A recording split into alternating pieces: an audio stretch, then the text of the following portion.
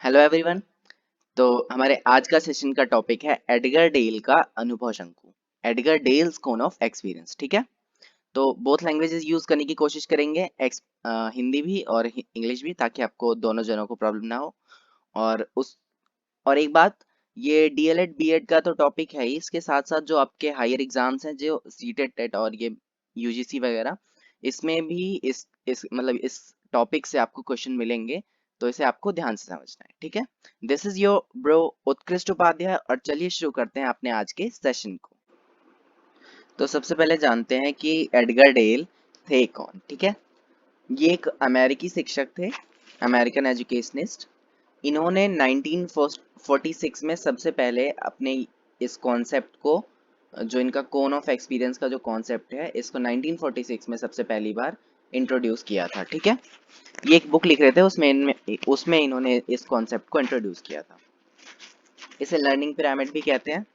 ठीक है, और इसमें बेसिकली है क्या चीज़, ये एक पूरा कोन उन्होंने बताया कि लर्निंग थ्रू एक्सपीरियंस, यानी हमारे जो डिफरेंट तरह के एक्सपीरियंसेस होते हैं, डिफरेंट तरह के एक्सपीरियंसेस जो होते हैं, उसके उनके बेसिस पे कैसे लर्निंग की प्रोसेस होती है, ये उन्होंने इस पूरे कोन में बताया। देख रहे हैं, इसमें 11 स्टेजेस में उन्होंने इसको डिवाइड किया है, इस पूरे कोन को। टोटल 11 स्टेजेस हैं नीचे से लेके ऊपर तक। और इसमें 11 स्टेजेस जो हैं वो सारी अलग अलग तरह के एक्सपीरियंस हैं, जैसे real direct experience, study trip, मतलब पूरा एक्सपीरियंस की बात की गई है। अलग अलग तरह के एक्सपीरियंस हैं, डायरेक्ट एक्सपीरियंस, आइकॉनिक एक्सपीरियंसेस और सिंबॉलिक एक्सपीरियंसेस। तो किस तरह के एक्सपीरियंस से कैसा हम सीखते हैं, यही इस पूरे कोन में बात की गई है। ठीक है, यहाँ पे हिंदी में भी मैंने ले रखा है और इंग्लिश में भी ले रखा है, ताकि दोनों को साथ में समझते चले, हिंदी में क्या कहते हैं और इंग्लिश में क्या कहते हैं।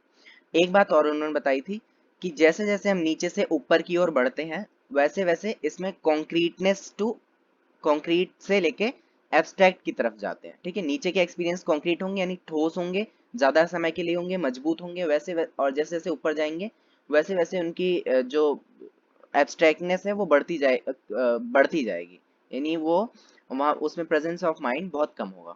तो चलिए इस 11 स्टेजेस को एक एक करके समझने की कोशिश करते हैं।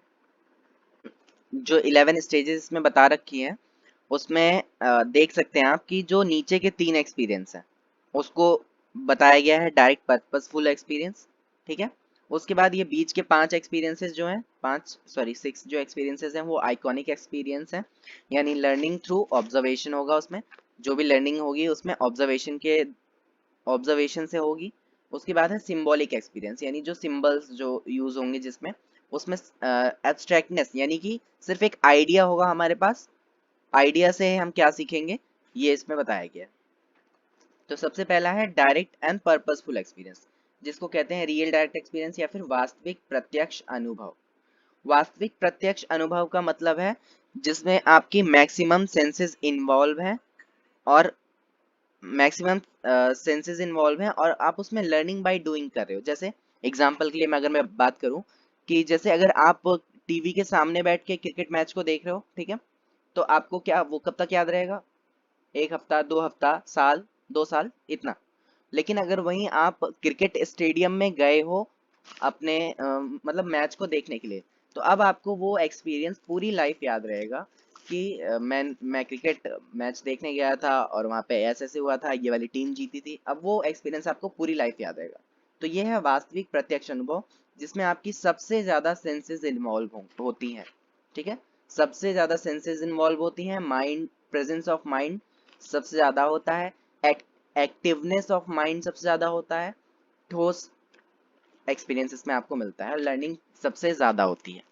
ठीक है, जब भी हम किसी, जैसे यहाँ पे लिखा है ना लर्निंग बाय डूइंग, जब भी हम कुछ करके सीखते हैं तो सबसे ज्यादा हम सीखते हैं। उसके बाद है नेक्स्ट कॉन्ट्राइव्ड एक्सपीरियंस, या फिर नियोजित कृत्रिम अनुभव इसको कहें। इसका मतलब है कि आप उस रियल एक्सपीरियंस से बिल्कुल मतलब डायरेक्टली नहीं जुड़े हो, बट उसके बहुत ज्यादा पास हो। ठीक है, जैसे आपका कोई रिलेटिव है या आपके कोई जान पहचान के हैं, उनके साथ कुछ हो गया या कोई हादसा हुआ, या फिर उन्होंने मतलब कोई किसी अच्छे मतलब कार्यक्रम वगैरह में शामिल हुए। अब वो आकर आपको सारी चीजें बता रहे हैं, ठीक है, सब आपको एक एक चीजें एक एक करके सब सारी चीजें जो है वो आपको एक्सप्लेन कर रहे हैं। तो आप क्या करोगे, आपके माइंड में वो एक इमेज बनती चली जाएगी और आप उसको बहुत पास से महसूस करोगे। तो ये इस तरह का जो एक्सपीरियंस होता है ये भी आपको बहुत ज्यादा सिखाता है और ये भी आपको बहुत टाइम तक याद रहता है। जैसे आप किसी फंक्शन में नहीं गए लेकिन आपके फैमिली वाले गए थे, अब आपके फैमिली वाले बता रहे हैं भाई वो खाना तो बड़ा टेस्टी था, हमने ऐसे किया हमने वैसे किया, वहाँ की वीडियोस आपको दिखा रहे हैं, तो अब वो एक्सपीरियंस आपको अच्छे से याद रहेगा। देन है ड्रामेटाइज्ड एक्सपीरियंस, यानी जो चीज आपके सामने मतलब रियल में नहीं है लेकिन उसका एक ड्रामा वाला जो व्यू है वो आपको शो करके दिखाया जा रहा है, उसको एक ड्रामेटाइज वे में आपको दिखाया जा रहा है। इसको हिंदी में कहते हैं अभिनयात्मक भागीदारी, जिसमें अभिनय करके आपको दिखाया जाता है। तो ये तीन पार्ट्स थे सबसे नीचे के जो सबसे ज्यादा कॉन्क्रीट माने जाते हैं, सबसे ज्यादा ठोस एक्सपीरियंस माने जाते हैं। इसको लर्निंग बाय डूइंग भी कहते हैं, ठीक है। आगे है डिमॉन्स्ट्रेशन स्टडी ट्रिप एग्जीबिशन, यानी जो सेकंड पार्ट कोन का जो सेकंड भाग बताया गया है। तो इसमें सबसे पहले है डिमॉन्स्ट्रेशन यानी कि डेमो, यानी इसको हिंदी में कहते हैं प्रदर्शन। जैसे आप कहीं कोचिंग लेने जाते हो तो वहां पर क्या करते हो, सबसे पहले डेमो क्लास लेते हो। तो उसमें क्या होता है, आप ऑब्जर्व करते हो, ठीक है। अब वहां पे ऑब्जर्वेशन होती है और ऑब्जर्वेशन के थ्रू लर्निंग होती है। तो डेमो है इस ऑब्जर्वेशन, ऑब्जर्वेशन से सीखना। देन है स्टडी ट्रिप, इसको फील्ड ट्रिप भी कह सकते हैं। मतलब कि जैसे कोई टॉपिक है आपको उसको सीखना है तो आपको वहां पर ले जाया गया, जैसे आपको ताजमहल के बारे में जानना है तो आपके टीचर्स आपको ताजमहल लेके गए, वहां पे उसके बारे में बताया, तो वो आपको काफी याद रहेगा, आपको काफी समझ में आएगा, आपको इंटरेस्ट भी आएगा। देन है exhibition, different types of exhibition होते रहते हैं हमारे, जो साइंस एग्जीबिशन है वगैरह वगैरह, या फिर जब टीचर आपको कुछ टॉपिक पढ़ा रहा है, मान लो हमारे ह्यूमन बॉडी से रिलेटेड सिस्टम्स को पढ़ा रहा है अंदर के, तो जब उसका वो डायग्राम आपको दिखाता है या जब मॉडल आपको दिखाता है तो आप उसको ज्यादा इंटरेस्ट से पढ़ते हो, आपकी ज्यादा सेंसेस इन्वॉल्व होती हैं, आप ज्यादा एक्टिव होकर पढ़ते हो, तो वो ऑब्जर्वेशन की जो लर्निंग होती है वो आपको काफी समझ में आती है। देन एजुकेशनल टेलीविजन, मतलब जो टेलीविजन के थ्रू आपको डिफरेंट डिफरेंट चीजें बताई जाती हैं, सिखाई जाती हैं, जैसे इसमें अलग अलग तरह की मूवीज आ सकती हैं टीवी से जो आप देख के सीखते हो। देन है मोशन पिक्चर, मोशन पिक्चर में भी वही बात है जो मूवी जैसा ही होता है, मूवी एक तरीके से आप समझ सकते हो उसे। डिफरेंट तरह की जो मूवीज होती हैं बच्चों को दिखाई जाती हैं, जिसमें मान लो आजकल तो पोएम वगैरह की सारी जो वीडियोस हैं वो सब देख के बच्चे काफी कुछ सीख जाते हैं, तो ये बिल्कुल वही वही वैसा ही है। देन है recording radio and still pictures. अब इसमें देखिए नीचे तक अभी तक क्या था, आपके मूवीज वगैरह में आपके आंख और कान इन्वॉल्व हो रहे थे, मतलब जैसे जैसे आप ऊपर बढ़ रहे हो आपकी जो सेंसेस की इन्वॉल्वमेंट है वो कम होती जा रही है। अब यहाँ पे रिकॉर्डिंग और रेडियोस आ गया। रेडियो में क्या है, आप सिर्फ कान से सुनोगे। स्टिल पिक्चर क्या है, स्टिल पिक्चर में सिर्फ आंखों से देखोगे, एक नॉर्मल पिक्चर है आप उसको सिर्फ आंखों से देख रहे हो, स्थिर चित्रण।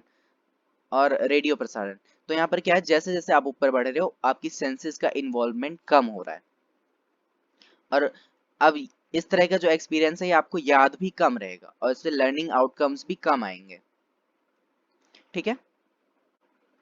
उसके बाद है विजुअल सिंबल्स और वर्बल सिंबल्स, यानी अभी तक क्या था, आप कोई चीज आपके बिल्कुल सामने थी, फिर धीरे धीरे वो आपसे दूर होती गई, मतलब आप उससे डायरेक्टली कनेक्टेड नहीं थे, फिर यहाँ पर वो बिल्कुल ही दूर होती गई। अब यहाँ पर बात आ गई सिंबल्स की। वर्बल सिंबल या विजुअल, वर्बल सिंबल मतलब टेक्स्ट, सॉरी विजुअल सिंबल्स मतलब टेक्स्ट, और वर्बल सिंबल मतलब कोई साउंड है, ऐसा कुछ जो दाएं बाएं इस टाइप का, ठीक है। अब यहाँ पर क्या है, एकदम ही सेंसेस का इन्वॉल्वमेंट कम हो गया और एब्स्ट्रैक्टनेस सबसे ज्यादा एकदम कम हो गई। अब यहाँ पर जैसे वर्बल टेक्स्ट की बात करें तो उसके लिए जब तक आप पढ़े लिखे नहीं होगे, जब तक आप कुछ मतलब आपको पढ़ना लिखना नहीं आता, आप बिल्कुल उसको समझ नहीं पाओगे, मतलब यहाँ पर लर्निंग की जो चांसेस हैं वो सबसे कम है। कोई भी इंसान उसको देख के एकदम से नहीं समझ सकता, अगर आप नए नए हो तो आपको देख के बिल्कुल समझ में नहीं आएगा। तो यहाँ पर क्या है, लर्निंग जो है वो सबसे कम हो गई, लर्निंग के जो चांसेस थे वो सबसे कम हो गए, और यहाँ पे एब्स्ट्रैक्टनेस सबसे ज्यादा बढ़ गई, यानी रियल चीज नहीं है कोई, सिर्फ एक आइडिया है नॉर्मल, या फिर इस तरह का, और प्रेजेंस ऑफ माइंड भी यहाँ पे सबसे ज्यादा कम हो गया। तो इस तरीके से नीचे से लेके ऊपर तक का जो हमारा एक्सपीरियंस का लर्निंग थ्रू एक्सपीरियंस है वो इसमें बताया गया है। तो अभी आपने जो 11 स्टेजेस इसमें थी उसको समझा, ठीक है। अब एक डायग्राम देखते हैं और इसमें थोड़ा सा और इलेबोरेट करने की कोशिश की गई है।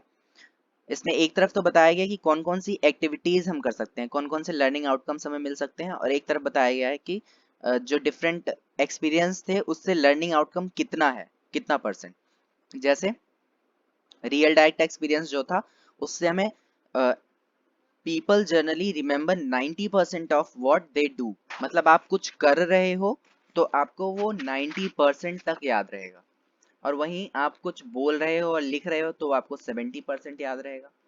और सिर्फ सुन रहे हो और देख रहे हो, जैसे अभी वीडियो में हाथ जोड़ के बैठे हो सिर्फ और देखे जा रहे हो और सुन रहे हो, तो आपको सिर्फ वो 50% याद रहेगा, मतलब कुछ दिन याद रहेगा, कुछ दिन बाद आप हवा हवाई। तो 30% ऑफ वॉट दे सी, मतलब आप अगर कुछ देख रहे हो, कोई इमेज को देख रहे हो या कोई वीडियो वगैरह देख रहे हो, तो आपको 30% चांस है वो 30% ही याद रहेगा। देन आप अगर सिर्फ कुछ सुन रहे हो तो वो आपको 20% याद रहेगा, और अगर आप किताब पढ़ने बैठे हो, किताब से पढ़ रहे हो, तब आपको 10% ही उसका लर्निंग आउटकम मिलेगा। तो इसीलिए कहा जाता है जब भी आप कुछ पढ़ रहे हो तो उसको साथ के साथ नोट करते चलो, साथ के साथ उसको लिखते चलो, ताकि वो आपको ज़्यादा याद रहे, क्योंकि आप जितनी ज़्यादा आप अपनी सेंसेस को इन्वॉल्व करोगे, आपको लर्निंग आउटकम उतना ही मिलेगा। हाथ जोड़ के बैठ के सत्यनारायण भगवान की कथा सुनोगे तो आपको 4 दिन में भूल ही जाएगा। वहीं अगर आप उसको साथ के साथ नोट कर रहे हो, थोड़ी सी मेहनत कर रहे हो, तो आपको लंबे टाइम तक याद रहेगा। और यही पूरा का पूरा उन्होंने अपने कोन ऑफ एक्सपीरियंस में समझाया और बताया था, एडगर डेल ने। तो इस टॉपिक में हम बस इतनी ही बात करेंगे। ये एक बहुत छोटा सा और बहुत आसान टॉपिक है, आपको उसे बस समझना है ध्यान से। सो थैंक्स फॉर वॉचिंग, और अगर आपको वीडियो पसंद आई हो तो प्लीज़ लाइक ज़रूर कीजिएगा और चैनल को सब्सक्राइब करते जाइएगा, क्योंकि आपको यहाँ पर सारे इंपॉर्टेंट टॉपिक्स और वीडियोस मिलेंगे।